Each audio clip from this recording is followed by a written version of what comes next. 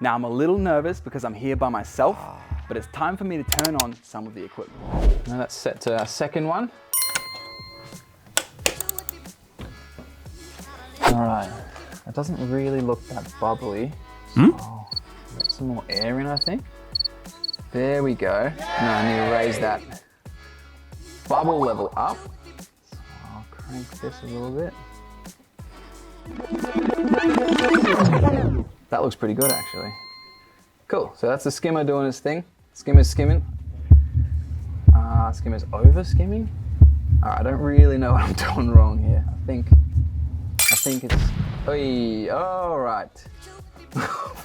All right. 911, what's your emergency? All right, I think I need to download an instruction manual or something, because that is definitely not meant to happen. Let's call the pros in, I reckon. So you, see if there's instructions or something. Oh sweet, they got a live chat. See if we can actually talk to someone here. I just set up a new great white skimmer. Any tips with tuning? Cool. I guess we'll wait for a reply. Sweet.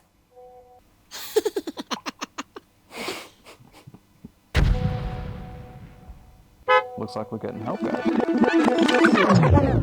Hey, Brady. Oh, Anthony, that was quick. Good support. How are you? Good, mate. This is the 12-week reef. We've been working super hard on this one.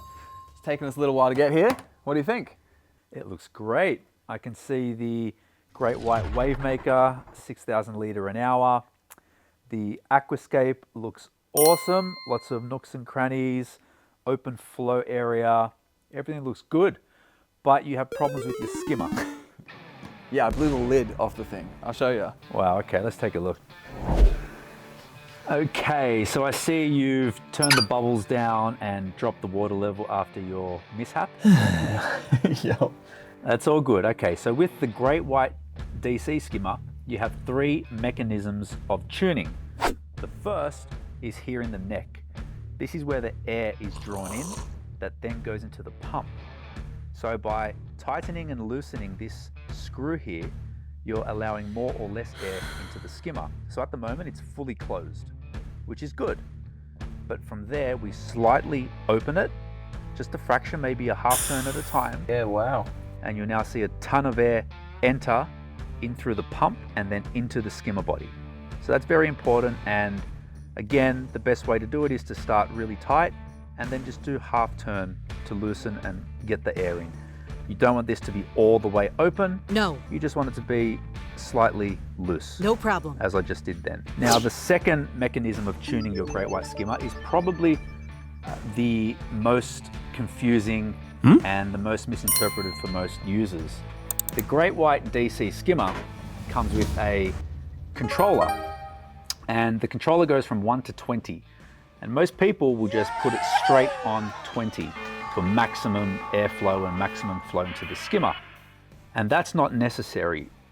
In a protein skimmer, you want a nice, calm bubble effect, kind of like how it is now. But generally, we would rarely run it on maximum speed. So we would straight away push this down to say 16. So it was on 20. It was on 20, which is fine for some tanks, but generally a new tank, especially with no bioload like yours has, 16 is fine. And as the tank matures, you'll notice that 16 is still a pretty good level. That's what most people have it at. And that's the first misconception about the pump speed. So at 16, it's great. And if you look at the skimmer, inside the skimmer now, the water is not moving violently inside the skimmer. It's a nice, soft bubble inside, nice, soft froth.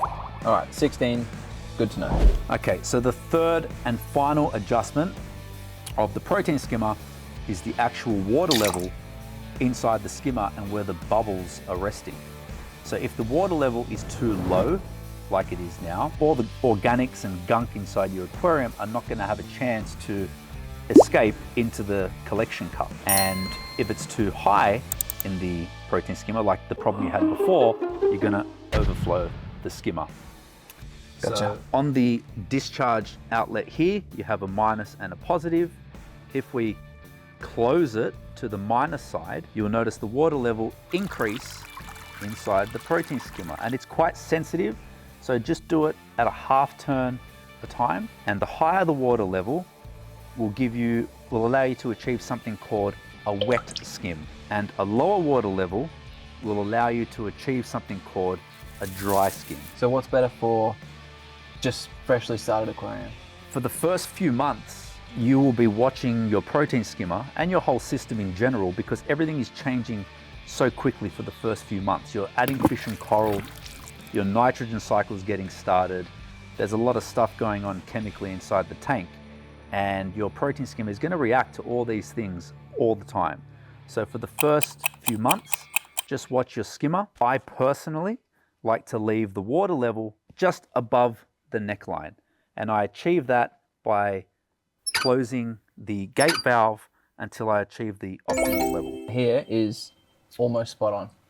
Yeah, that's how I would keep it. And if you open the sump in 2 days' time, maybe the cup will be overflowing because something's happening within the tank, or it might still be there and some gunk build up in the collection cup. But that's how you tune the great white protein skimmer. I wish you were here when I crank this up. That's okay.